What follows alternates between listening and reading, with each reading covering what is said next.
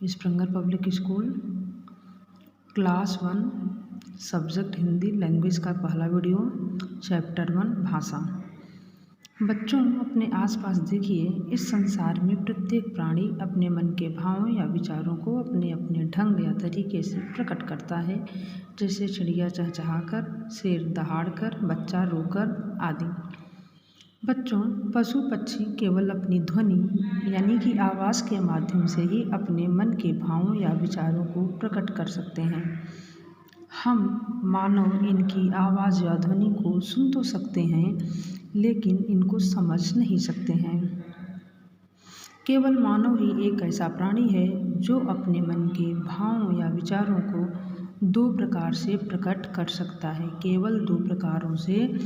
पहला है बोलकर, दूसरा है लिखकर।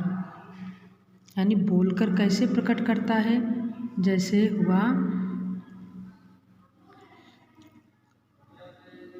किसी को बुलाना, ठीक है। टेलीफोन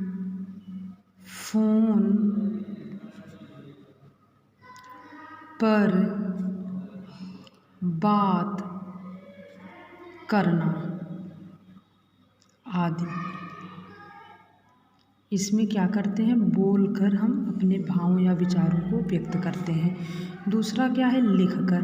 लिखकर जैसे हम पत्र लिखते हैं, पत्र को लिखना, ठीक है, या फिर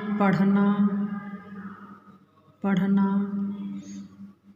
ये सब क्या है, लिखकर हम विचारों को व्यक्त करते हैं। जैसे अध्यापक ब्लैक बोर्ड पे कुछ लिख रही है, बच्चे कॉपी पे लिख रहे हैं, तो ये क्या हुआ, भाषा का लिखित रूप होता है।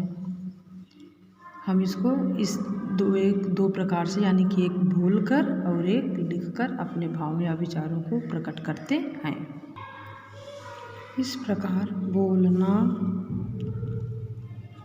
लिखना, सुनना और पढ़ना भावों या विचारों को बताने और जानने के साधन हैं। इस तरह ये भाषा के कुल 4 अंग हुए। पहला बोलना, दूसरा लिखना, तीसरा सुनना और चौथा पढ़ना। भाषा के 2 रूप होते हैं। भाषा के रूप हैं, भाषा के 2 रूप होते हैं। पहला है मौखिक भाषा। मौखिक भाषा हम उसे कहते हैं जब हम बोलकर या सुनकर किसी के मन के भावों को समझते हैं या अपने मन के भावों को या विचारों को समझाते हैं, तो वह भाषा का मौखिक रूप होता है। जैसे बोलकर या सुनकर भावों को समझना, जैसे कहानी सुनना या सुनाना। दादी कहानी सुना रही है और बच्चे कहानी सुन रहे हैं, ये भाषा का मौखिक रूप हुआ है। लिखित भाषा।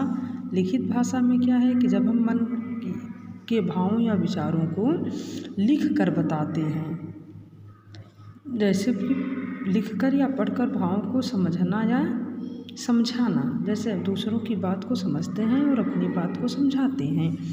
जैसे पत्र लिखना, छात्र कॉपी में लिखते हैं, अध्यापक श्यामपट्ट में लिखता है यानी ब्लैक बोर्ड में लिखता है, तो ये भाषा का लिखित रूप हो गया। इस तरह हम जानते हैं भाषा किसे कहते हैं। भाषा अपने मन के भावों या विचारों को एक दूसरे तक पहुंचाना या प्रकट करना ही भाषा कहलाता है। भाषा के माध्यम से ही अपने मन के भावों को या विचारों को प्रकट करते हैं, सुनते हैं और समझते हैं। इस तरह भाषा के माध्यम से मनुष्य एक दूसरे के मनोभावों को समझता है। ठीक है बच्चों, अब मैं आपसे कुछ ओरल यानी मौखिक क्वेश्चन पूछ रही हूँ, आप उसका जवाब देना।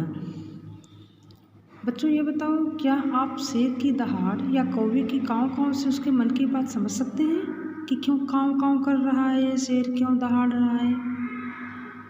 मम्मी को अपने बताइएगा।